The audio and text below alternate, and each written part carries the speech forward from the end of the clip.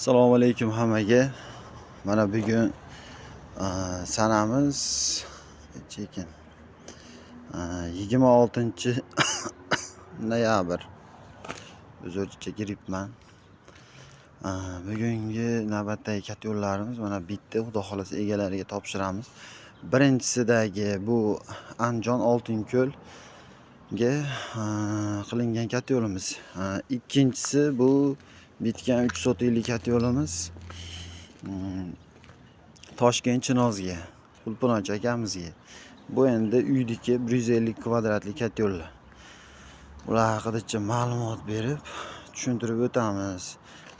Eng asosiysi mana bu mana birinchi o'rinda katta yo'lning ko'rinishi shunday holatda bo'ladi. Mana sizlarga aytsam, eshiklari bu eshigi suvli, bunisi suvli, tepadagi suvli. Eshiklarga shilankalar qo'yilib beradi, xomitigacha qo'yiladi. Tepalarga ham, manetda ham nima bo'ladi-da, suvli bo'lgan hisobiga padachaga uriladi. Bunga ham shilanka beriladi. Bu tomondagi ham xuddi ashunday ichkari tomonga qo'yiladi. Shunaqa holatda mana birinchi o'rinda nimalar komplektida bor, shularni tushuntirib o'tamiz. Shunaqa holatda birinchi o'rinda eshikdagi shilankalar qo'yiladi, обязательный. Shunaqa holatda. Ikkinchisi, misol mana keyin katta yo'l haqida tushuntirib o'tamiz.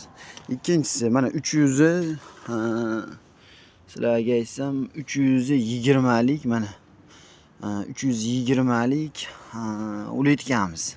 Bu 3 sotikka katta uletka. Misol kichkinaroqni qo'yib bersak bo'ladi, lekin uletkani mo tarafida motori bo'lmaydi. Bu motorni tuzatib bo'lmaydi, yo buzilsa umuman ishlab bo'lmaydi-da. Bu eng yaxshisi, eng nimasi. Shuning uchun shuni qo'yib beryapmiz. Qimmatroq puli, lekin shundan qo'yyapti. Endi bunga plus havodni ligirovka qilgani. Misol ko'p bo'ladigan bo'lsa, yoqilg'ini ko'p yoqishi mumkin. Shu sababdan shuni qo'yib beryapmiz. Ligirovka qilgani.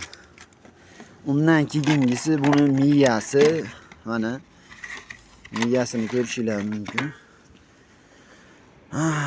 Miyasi mana ko'pchilik so'raydi. Mana ikkita chekaga S ga, biriga ulanadi.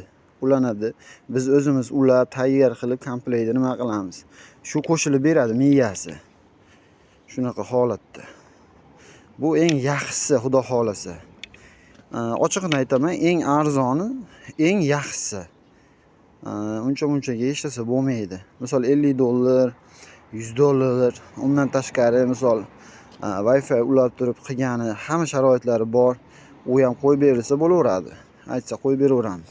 Lekin nima desam ekan? Mashi eng yaxshisi. Shundan boshqasi kerak emas. Undan keyingisi cho'tkasi. Bu tumaloq cho'tkasi ham biroz qolmagan ekan. Uni ham u profilga, buni profilga ham ishlasa bo'ladi, turbaga ham. Shunaqa holatda qattiq nimadan bemalol tozalab chiqaradi. Shunga qilingan. Komplektida shular. Endi katta yo'lga o'tamiz. Xudo xolasa katta yo'limizda birinchi navbatda 3 sotikka mo'ljallangan katta yo'limiz uzunligi 1.4, dimoxoti bilan 1.40 bo'lib ketadi. Bo'yiga 1.25, nimalari bilan mana eshiklari bilan 1.40 bu ham ayna bo'lib ketadi. 1.30 ashunaqani atrofida. Endi bo'y eniga 51 aynaqa.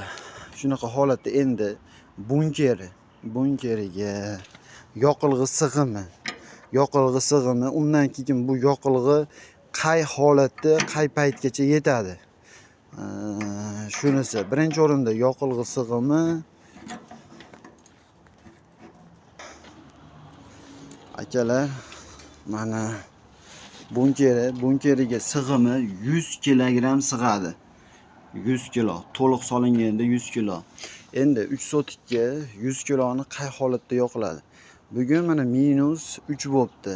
Endi -7 aynaqa holatlarda gacha 100 kilo yoqiladi. Undan mana plyusga o'tganda bu 50 kilo aynaqa bilan chiqib ketadi.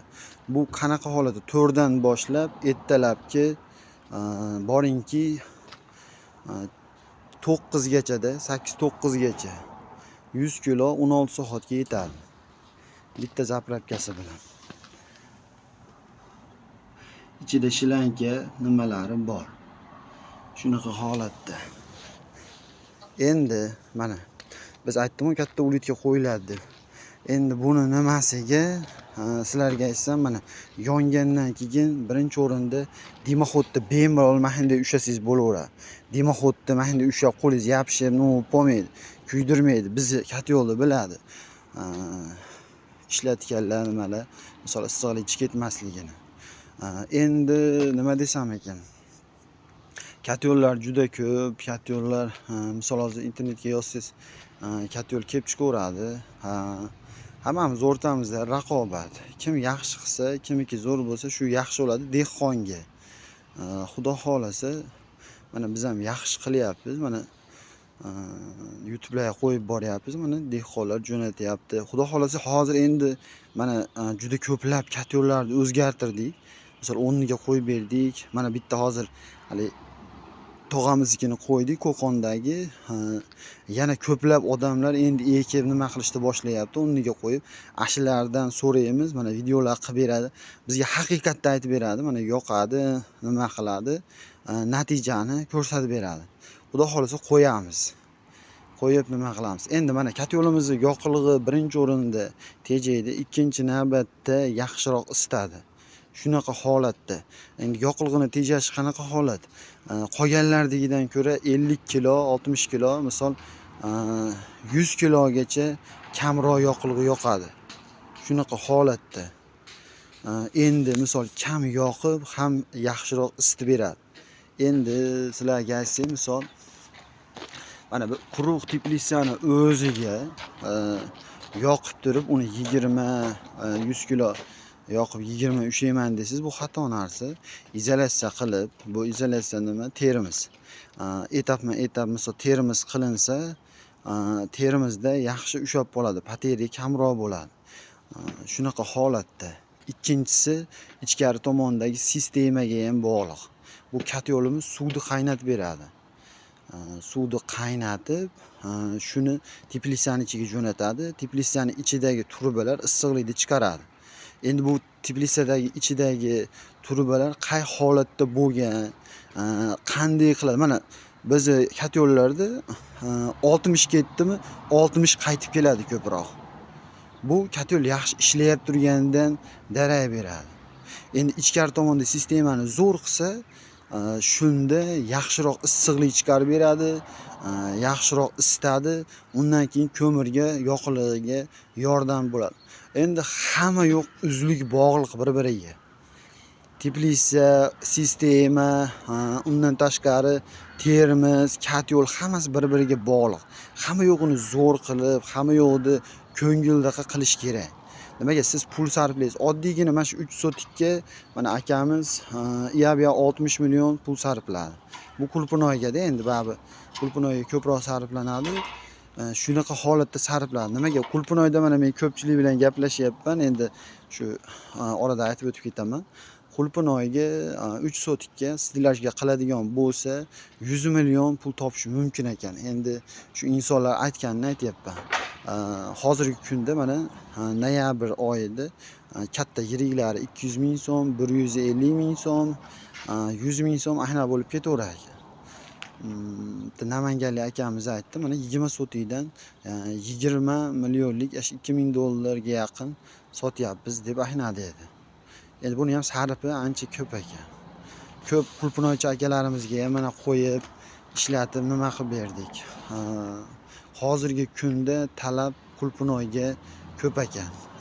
Endi kichkina joyi bor insonlar men maslahat beramanki, Qulpinoy qilsa, ilmini olsa, shunda yaxshiroq bo'lar ekan. Endi pomidori, badring, boshqa ekin turlarini ekadigan bo'lsa, undan unaqa darajada mablag' kelmaydi. Sabab biz mashina ichida yuramiz, biz ham dehqonchilikni qilamiz, biz ham bilamiz. Misol ilmiga sizlarchalik ega bo'lmasak ham qanchadir miqdorda ilmiga egamiz, Xudoga shukr. Shu sababdan misol biz hamma yo'g'ini aytib bera olmaymiz. Biz mana uni uyga qilyapmiz. Uyga bizni ilmimiz yo'q. Uyda nimasiga, lekin misol uyda isitishi nimasiga biz javob qilamiz. Uynikida misol bo'ladigan bo'lsa 150 litr suv bo'ladi. Mana uyga berganlarimiz Telegramdan yozib, nima qilib, duo qilib, va shu zo'r ekan deyapti. Ulitkani ham ishlatmayapmiz deyapmiz. Ulitkani ishlatmasdan ashinda ham isib ketyapti. Qanaqa qilib o'chirsak bo'ladi deyapti uynikini. Mana shu 3 sotiynikini mana nimaga berdik? Bog'i shamolga boringki 36 soat yondi dedi. Bu realniy bo'lgan narsa. Videosini joylab qo'yganman. Ko'rsanglar bo'ladi. Bu restoranga 300 kvadratli restoranga qo'yganimiz. Bu yoqqanimiz 70-80 kilo. Shuni tashab yoqdik, 36 soat tepasi yonib turdi. Termostatdan muhim aytish kerak.